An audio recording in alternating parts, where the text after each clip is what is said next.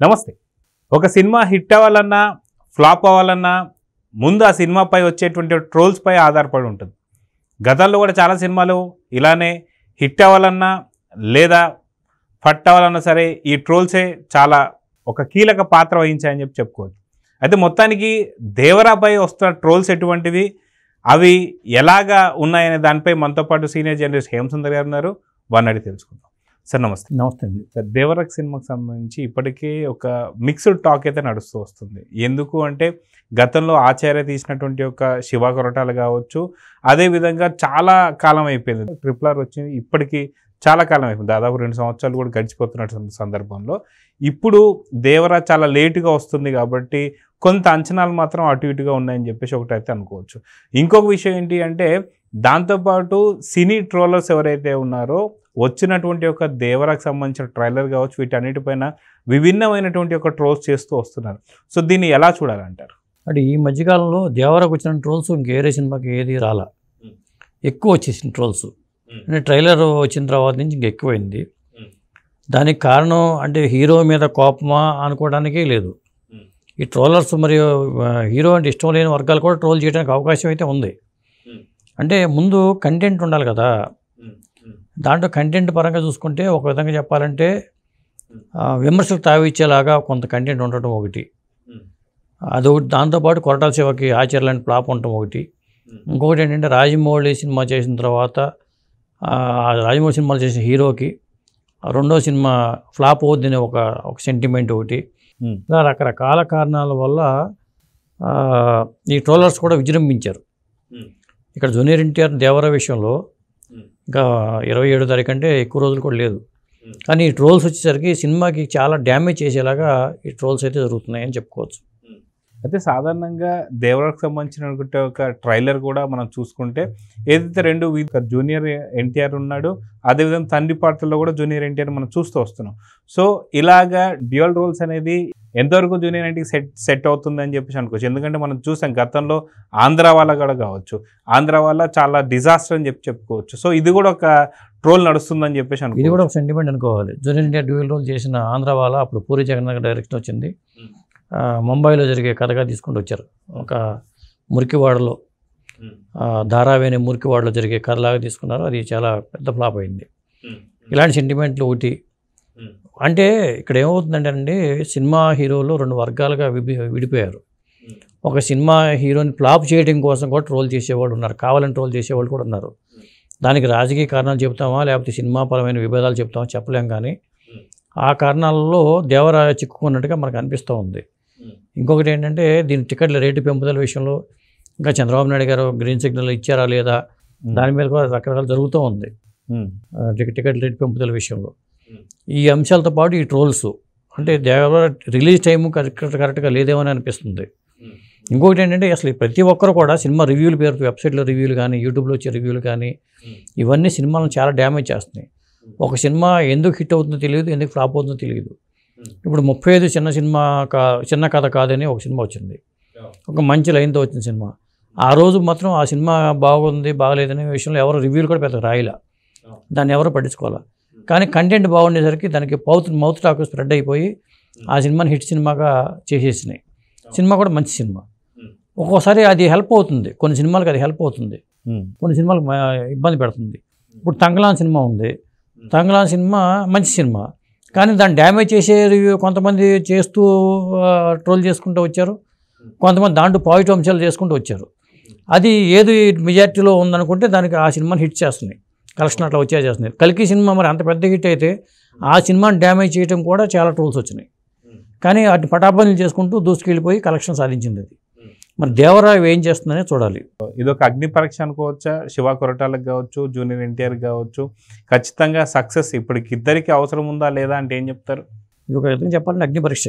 పెద్ద హీరోలు ఎవరైతే అనుకుంటున్నామో, స్టార్ హీరోలు అనుకుంటున్నామో, వాళ్ళు కూడా ఒక సోషల్ మీడియా టీమ్స్ భారీ ఎత్తున పెట్టుకుని ఒకళ్ళో ఇద్దరు కాకుండా 15 మంది 20 మందితో ఒక టీమ్స్ ఏర్పాటు చేసుకుని ఈ వచ్చే ట్రోల్స్ని ఎదుర్కొనేలాగా మళ్ళీ చేసుకోకపోతే చాలా కష్టంగా అనిపించే పరిస్థితి ఉంది.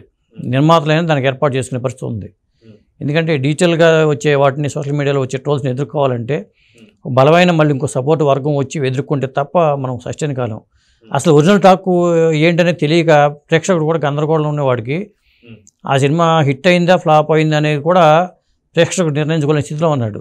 బాగుంది అనుకున్న వాడిని కూడా ఈ చదువుకున్నప్పుడు ఓ ఈ సినిమా బాగాలేదు కదా ఏమో నేను బాగుంది అనుకున్నాను అనుకునే పరిస్థితుల్లోకి ప్రేక్షకుడు వెళ్ళిపోతున్నాడు. కాబట్టి మైండ్ గేమ్ లాగా అయిపోయింది. సినిమా అనేది ఒక మైండ్ గేమ్ అయిపోయి దాని ఎఫెక్ట్ థియేటర్ల మీద పడుతుంది. చాలా విధాలుగా ఈ ట్రోల్స్ అనేవి చాలా భయంకరమైన ఒక ఇదివరకంటే మనకి పైరసీ వీడియోల మీద భయపడుతూ ఉండేవాళ్ళు, ఇప్పుడు ట్రోల్స్కి భయపడే పరిస్థితి వచ్చేసింది.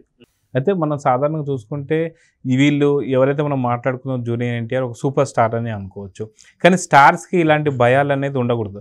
కాకపోతే ఇక్కడ ఇద్దరు చూస్తున్నాం, ఎవరైతే అల్లు అర్జున్ కావచ్చు అదేవిధంగా జూనియర్ ఎన్టీఆర్ కావచ్చు, వీళ్ళిద్దరూ ఎదుర్కొంటున్నటువంటి ఒక సమస్య ఏంటంటే ఇద్దరు స్టార్సే. సాధారణంగా ఇద్దరు స్టార్స్కి సంబంధించి సినిమా ఏ సినిమా రిలీజ్ అయినా సరే ఖచ్చితంగా అది హిట్ అవుతుంది, కనీసం ఓపెనింగ్స్ అయినా సరే చాలా బాగుంటుందని అనేసి అనుకోవాలి. కానీ వీళ్ళకి ఇద్దరికి సంబంధించి రాజకీయ సంబంధాల మీద వీళ్ళకు ఉన్నటువంటి ఒక ప్రాబ్లం కూడా చాలా పెద్దదిగా కనిపిస్తుంది. సో రాజకీయ అండ్ సినీ రెండు రకాల సమస్యలే పెద్ద సమస్య అనుకోవచ్చా? ఇప్పుడు దీన్ని విడదీసి చూడలేకపోతున్నాం. రాజకీయాల ఇన్వాల్వ్మెంట్ ఉండేసరికి ఇప్పుడు కొంతమంది ఆ పార్టీకి సంబంధించిన వాళ్ళు కోపంతో కూడా రెచ్చిపోయి కూడా ట్రోల్ చేసే అవకాశాలు ఎక్కువ ఉన్నాయి. ఖచ్చితంగా ఈ సినిమాని ఫ్లాప్ చేయాలి అని ఒక కక్షతోనే కొంతమంది ట్రోలర్స్ ఉన్నారు. కొంతమంది నిజాయితీగా స్పందించి నచ్చకపోతే, ఇప్పుడు నాకు ఒక సినిమా నచ్చవచ్చు, మీకు ఒక సినిమా నచ్చవచ్చు, నాకు నచ్చలేదు అనుకోండి, వీళ్ళు కూడా ఉన్నారు. జెన్యున్గా ట్రోల్ చేసే వాళ్ళు కూడా ఉన్నారు. ఇప్పుడు తంగలాన్ సినిమా అంత మంచి సినిమా పట్టుకుని దాన్ని చీల్చి చెండాడిన వాళ్ళు ఒక బ్యాచ్ ఉన్నారు. కల్కిలో మరి చాలా పాజిటివ్ అంశాలు ఉంటే ఆ పాజిటివ్ అంశాలు తొలిపోకుండా నెగిటివ్ అంశాలు పట్టుకుని చీల్చి చెండాడిన వాళ్ళు ఉన్నారు. కాబట్టి ఎవరు ఇటు నుంచి చేస్తున్నారని తెలియట్లా. అందువల్ల చాలామంది భయం పట్టుకుంది. ఒక సినిమా పెద్ద కోట్లు ఖర్చు పెట్టి సినిమా తీస్తే దాన్ని ఎలా రక్షించుకోవాలో అర్థం కాని అయోమయ స్థితిలో నిర్మాతలు ఉన్నారు. సో మొత్తానికి ఈ ఎఫెక్ట్, ఈ ట్రోలర్స్ ఎఫెక్ట్ ఏదైతే ఉందో అది ఎంతవరకు పడే అవకాశం ఉంది అంటే ఏం చెప్తారు?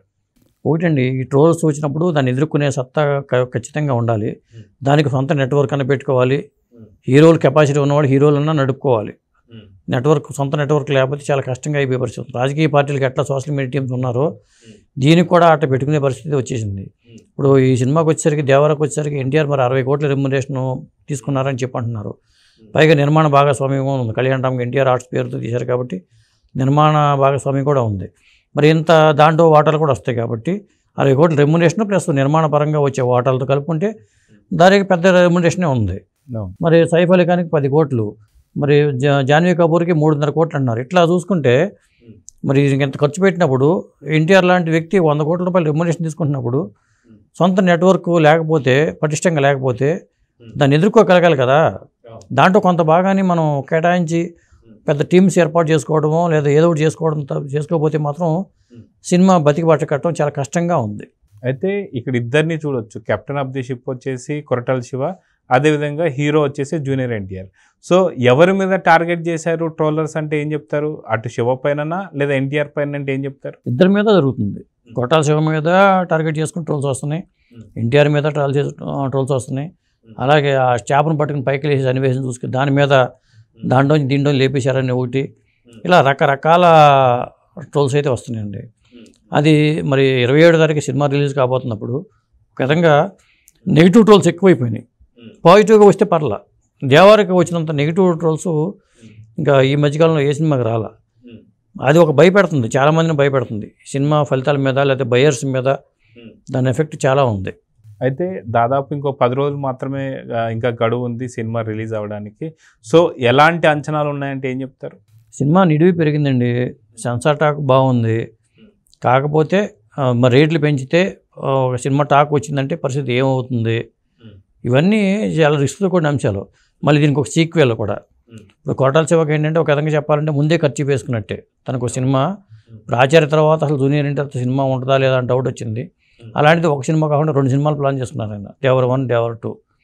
దానికోసం మరి ఒకవేళ ఈ సినిమా అటో ఇటో అయితే మాత్రం కొరటాలకే అది చాలా ఇబ్బందికరంగా కొనసాగి తీయాలా వద్దా, సీక్వెల్ చేయాలా వద్దా, మళ్ళీ ఈ పరిస్థితి వస్తుంది. ఎటవాడు కంప్లీట్ చేస్తారు, ముందే అనౌన్స్ చేశారు. కానీ బ్రహ్మాస్త్ర ఏమైంది, బ్రహ్మాస్త్ర ఫ్లాప్ అయ్యేసరికి అసలు సీక్వెల్ మర్చిపోయారు, అందరూ కూడా మర్చిపోయారు. కాబట్టి ఒక్కోసారి ముందే అనౌన్స్ చేయడం వల్ల అదో తిప్పలు ఉంటాయి.